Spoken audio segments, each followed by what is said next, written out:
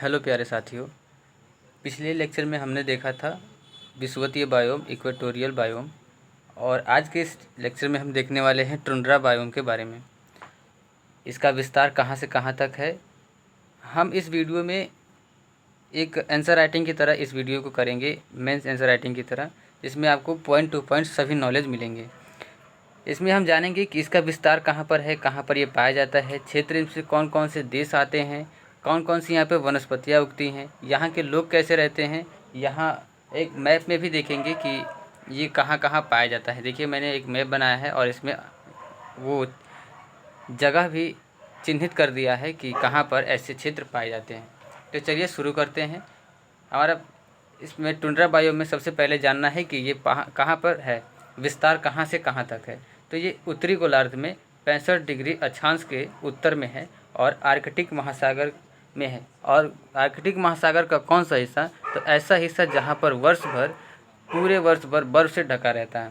Arctic महासागर का वह हिस्सा जो पूरे वर्ष भर बर्फ़ से ढका रहता है और 65 डिग्री अक्षांश के उत्तर में स्थित है। जैसे कि दोस्तों आप जानते होंगे कि ये हमारी पृथ्वी है, मैं आपको बता देता हूँ। और ये होता है हमारा 0 डिग्री, ये होता है 23.5 डिग्री जिसको बोलते हैं कर्क रेखा, ये होता है 23.5 डिग्री साउथ जो कि मकर रेखा। और इसके ऊपर जो 65 डिग्री जाएंगे तो यहाँ ये 65 डिग्री वाला जो बेल्ट बनेगा, क्षेत्र बनेगा, वहाँ पर ये टुंड्रा बायोम पाया जाता है। ठीक है, मैं आशा करता हूँ कि इतना ये समझ में आया होगा। मैं कोशिश कर रहा हूँ आपको समझाने की। और अब जानते हैं कि किस किस क्षेत्रों में पाया जाता है। तो ये क्षेत्र कौन कौन से हैं? एशिया, यूरोप और उत्तरी अमेरिका। एशिया, यूरोप और उत्तरी अमेरिका के वे भाग जो उत्तर में हैं और नॉर्थ में जो है वो ऐसे क्षेत्रों में टुंड्रा बायोम पाया जाता है। यहाँ पे कौन कौन सी वनस्पति उगती है, वेजिटेशन क्या क्या है, इस बारे में भी जानते हैं। यहाँ पर वनस्पतियाँ जो हैं वहाँ उगती हैं जहाँ पर बर्फ़ के ढेर उन्हें ठंडी हवाओं से बचा लेते हैं। क्योंकि आपको पता होगा कि ठंडी मतलब जैसे ठंडी जगहों पर ठंडी हवाएं बहती हैं, क्योंकि वहाँ पर पूरे वर्ष भर बर्फ़ से ढका रहता है। वहाँ का पूरा प्रदेश, पूरा जो स्थल है वो बर्फ़ से ढका रहता है। तो वहाँ पर ठंडी हवाएं चलती हैं और ठंडी हवाएं चलने की वजह से वहाँ पर अधिक वनस्पतियाँ नहीं उग पाती हैं।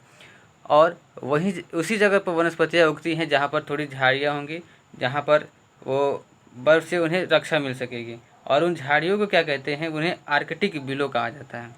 ये आप पॉइंट याद रखेंगे कि किस मतलब आर्कटिक बिलो किसे कहा जाता है। तो आर्कटिक बिलो वो वनस्पतियाँ होती हैं, वे झाड़ियाँ होती हैं जो कि वहाँ पर बर्फीले क्षेत्रों में उगती हैं, उन्हें आर्कटिक बिलो कहा जाता है।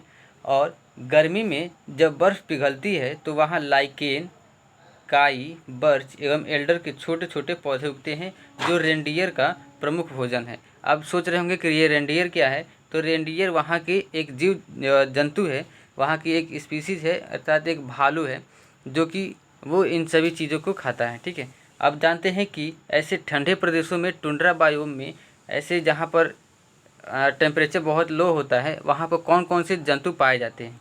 तो वहाँ पर रेंडियर, जो कि आपने ऊपर देखा कि जो किसको, आर्कटिक बिलो को खाता है, और यहाँ के लाइकेन, कार्च, ये सब को खाता है रेंडियर। पोलर बियर आपने देखा होगा फिल्मों में या फिर फ़ोटो में भी देखा होगा, सफ़ेद सफ़ेद भालू होते हैं। आर्कटिक लोमड़ी, मस्क बैल, भेड़िया, सील आदि। ठीक है, ये सभी यहाँ के टुंड्रा बायोम के पाए जाने वाले जानवर हैं। अब जानते हैं कि टुंड्रा बायोम में मानव जीवन कैसे है, वहाँ के लोग कैसे रहते हैं।